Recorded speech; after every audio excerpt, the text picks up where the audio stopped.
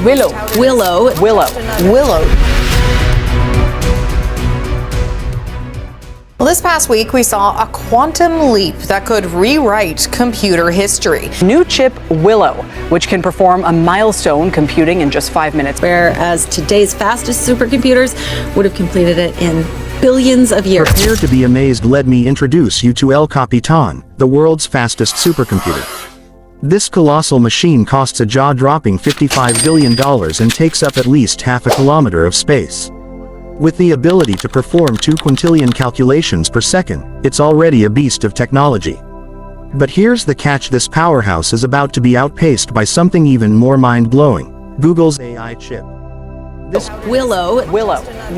This chip can process calculations at a speed a mind-boggling 1 million times faster. Let that sink in. It's so fast that today's most advanced supercomputers would take 500 trillion times longer than the speed of light to complete the same calculations. In other words, this chip doesn't just break records, it redefines what's possible. In under 5 minutes, it can solve problems that would take today's top computers 10 septillion years. Yes, you read that right. For decades, computers have been doubling their processing power every 3 to 4 years. But with the advent of quantum computing, everything changes. We're talking about the kind of power that could unravel the deepest mysteries of the universe, everything from predicting where alien life might exist on distant planets to unlocking the secret of traveling at the speed of light. Imagine creating wormholes, curing every disease, or even solving complex scientific problems once thought unsolvable. Quantum computers will make this all possible. The future of humanity could be transformed. With quantum computers, we could potentially extend human life to 150 or even 200 years. In fact, the dream of uploading our consciousness into a machine or a robot to achieve immortality might not be that far off. These technologies are no longer just the stuff of sci-fi movies, they are on the brink of becoming reality. But before we get there, scientists and engineers face a massive challenge: making these quantum computers fully functional in every home, just like the computers we use today. Several companies are working on solving this puzzle, but Google stands out with a quantum computer that looks completely different from others. In contrast, Canadian company Xanadu's quantum computer looks entirely unique as well. So, what's behind these differences? Why do quantum computers look so distinct, even though they all operate on similar principles? What are the key technological differences, and how do they impact performance? How is a quantum computer so much more powerful than a traditional one? And what challenges do we still face in making these groundbreaking machines accessible to every home? Flashback to September 15, 1900, when a group of Greek divers diving off the coast of Antikythera stumbled upon something extraordinary. They uncovered a sunken ship filled with treasures, diamonds, jewels, statues, and hidden among them was something truly remarkable: an ancient mechanism that would captivate scientists for decades. After 50 years of research, scientist Derek Price used X-rays to examine it, revealing a highly sophisticated design that was beyond anything expected from its time. The device was an astronomical tool, with at least 37 interlocking bronze gears, some smaller than a millimeter. These gears worked so precisely that they represented technology centuries ahead of its time, an almost impossible feat for the year 100 BC. This mechanism could predict solar and lunar eclipses, moon phases, the positions of planets and stars, and even forecast where they would be in the future. It was dubbed the Antikythera mechanism, and it's now known as the oldest known computer ever discovered. So, why is this ancient device called a computer? It doesn't look anything like the sleek machines we use today, right? Computer even is? All the computers. Computers and inventors have created a computer system. Computers, supercomputer. So let's get started. A device that computes, meaning it calculates and predicts the correct outcome, is, by definition, a computer. For this very reason, even a simple calculator qualifies as a computer. The Antikythera mechanism was also encoding the principles of the universe into mechanical movements using mathematical numbers, just as modern computers today encode the principles of IT and electronics into operations using algorithms. That's why the earliest computers weren't born in electronic circuits but in mechanical circuits. According to many scientists, such advanced technology, like the Antikythera mechanism, did not appear again for the next 1,400 years. One of Charles Babbage's students, Ada Lovelace, who was brilliant in math, wrote the world's first algorithm for the analytical engine. It was designed to compute Bernoulli numbers. This was the beginning of computer automation, where programmability, memory storage, and the concept of arithmetic logic units, ALUs, came into play. But even though these computers were programmable, they were still mostly mechanical. With anything mechanical, human effort was still required. Additionally, mechanical systems are slower, contain more parts, and take up more space.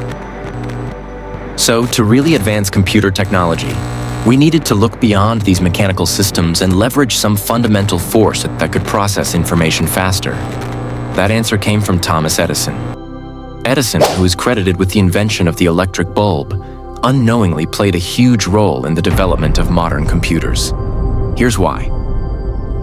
In 1883, while researching light bulbs, Edison noticed that one side of the glass bulb developed a brown layer over time. The bulb's interior contained a tungsten filament in a vacuum, but Edison added a metal plate that was negatively charged, called the anode. When he applied a positive voltage to the plate, electrons from the filament would attach to the plate, generating current. When he applied a negative voltage, no current was produced. Edison didn't understand why this happened, so he called it mystery current and patented it. This mystery current, which came to be known as Edison current, was the foundation for the development of electronic circuits, eventually leading to the digital revolution. By controlling the flow of electrons, it became possible to build electronic circuits that could process information. This principle led to the creation of vacuum tubes, which were used in the first large-scale electronic computers. These computers, which were huge, operated using light bulbs and produced a lot of heat. In fact, engineers joked that during the winter, they didn't need heating because the computers generated so much heat. Even early CRT televisions used these vacuum tubes, which caused them to heat up. This technology lasted for over 70 years, helping advance communication technologies like telephones and radios, where circuits could amplify signals. However, there were still issues. The computers were large and cumbersome, consuming a lot of energy and space. But then, in 1947, a breakthrough occurred. 3 brilliant scientists, John Bardeen, Walter Brattain, and William Shockley, developed the transistor at Bell Labs. A small piece of semiconductor material, such as germanium, was used to control the flow of electrons, replacing the large, fragile vacuum tubes. Later, this would be replaced by silicon, which was more efficient and heat-resistant. This small component made computers faster, more energy efficient, and smaller in size. This marked the beginning of the Silicon Age, and Silicon Valley earned its name. In 1958, another breakthrough came when Jack Kilby invented integrated circuits, ICs, where multiple semiconductors were connected in a single circuit board. This made computers even more compact, reducing their size and cost dramatically. Computers, which once cost millions of dollars, became affordable and portable. But even then, personal computers were still large, resembling mini fridges. The true breakthrough came in 1970 with the invention of microprocessors, which combined the entire computer circuit into a small device that could fit in the palm of your hand. The power of microprocessors, with integrated memory and many other components, revolutionized the industry, reducing computer size and energy consumption even further. In 1970, the first microprocessor was developed with 10,000 transistors, each only 32 nanometers in size. Today, transistors are even smaller, just 3 nanometers thick, so thin that they are roughly the size of 20 atoms. Over the last 50 years, microprocessors have become increasingly powerful. However, as with any technology, there's a limit to how small we can make transistors. Eventually, the size of transistors will become so small that electrons will no longer follow predictable paths, and circuits will malfunction. This is why Moore's law, which predicted that the computing power would double every 2 years, has slowed, with improvements now happening over a span of 4 years. But as one door closes, another opens. While the current technology reaches its limits, the next phase in computing has already begun: quantum computing. Quantum theory suggests that quantum mechanics can enable the development of computers with far more processing power than current systems. A normal classical computer would require 10 circumflex 48 bits of information to simulate just one molecule, such as caffeine. This level of complexity is beyond what classical computers can handle. The idea of quantum computers was first proposed in 1980. Today, quantum computers are already showing their potential. For example, Google's quantum chip completed a calculation in just 5 minutes that would take a supercomputer millions of years to accomplish.